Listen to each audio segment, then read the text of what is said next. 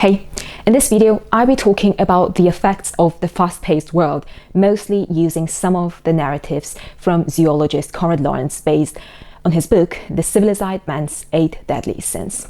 This is the second part of the series. Let's get into it. The difference between living spaces. When comparing the characteristics of the two living spaces, nature and man-made living space, we can see a lot of differences, obviously. Living spaces in nature are adaptable. Even apparently opposing species form a community of interest. For example, a predator and its prey, the devourer and the devoured. Neither of them is interested in the complete extinction of the other, because every link in the food chain is interested in the availability of the individual serving as food. This ensures a circularity, permanence. What about human beings? The ecological conditions of humans change much more often than those of other living creatures. The pace of change is dictated by the development of technology, which is characterized by its constant acceleration.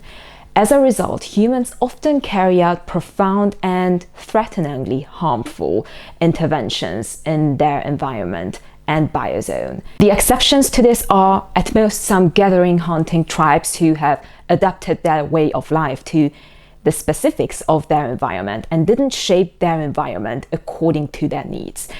Or there are also those who create a living community that satisfies their own needs, but without harming nature or on a large scale, such as farmers. These communities usually know that the resources provided by nature are not inexhaustible. Number 4, racing with ourselves. Negative feedbacks that work in nature do not always work in man-made world. However, there are some things in nature as well. For example, the internal selection that does not serve logic in many aspects. It's still there. Internal selection is a genetic modification that does not increase, but sometimes even significantly reduce the survival chances of a given species, but it has a decisive role within the species.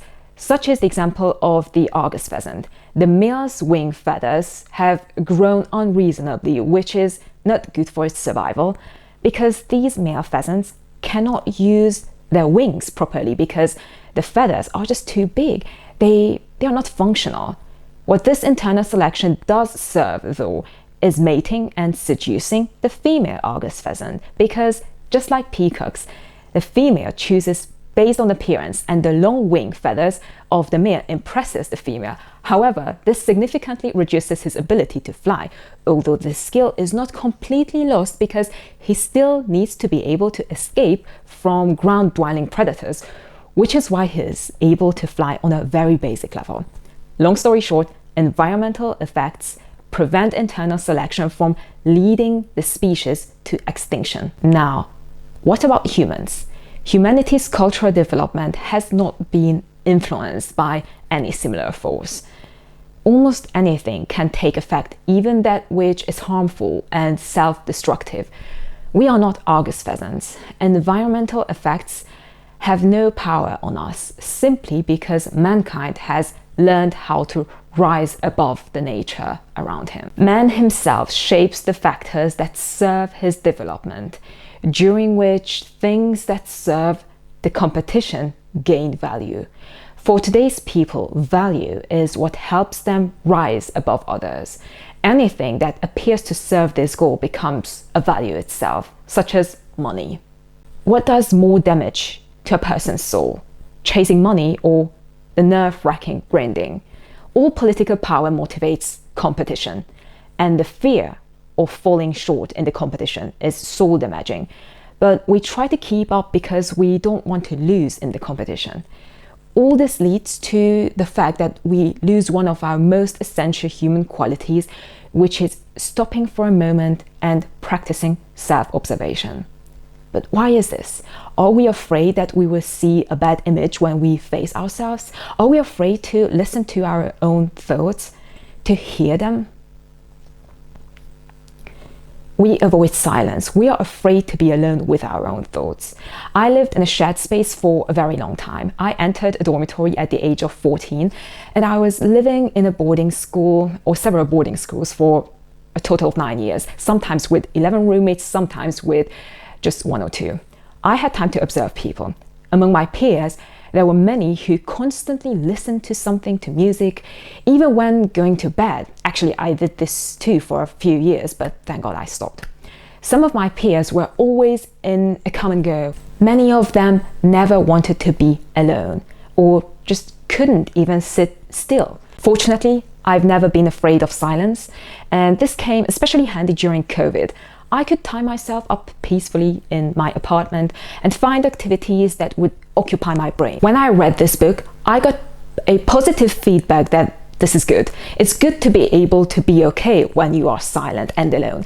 I really like the writer's example of his walk in the forest with his wife, when a 16-year-old boy passed next to them and listened to a bag radio in the forest. His wife said that the boy was probably afraid to hear the birds. Then Lorenz answered, he was most probably afraid to hear his own thoughts. Now let's zoom out a little bit. As the book was written in 1974, how current is this right now? How far will people go to avoid introspection in the age when we are wedded to our devices and gadgets? Based on a study from psychology professor Timothy Wilson at University of Virginia, in 11 experiments involving more than 700 people, the majority of participants reported that they found it unpleasant to be alone in a room with their thoughts for just 6 to 15 minutes. Pretty surprising results. Let's just absorb this a little bit and let's stop and be silent now. I leave you with that. Thanks for watching. Spend a few minutes with me next week as well to raise your self-awareness. Hopefully see you next time as well.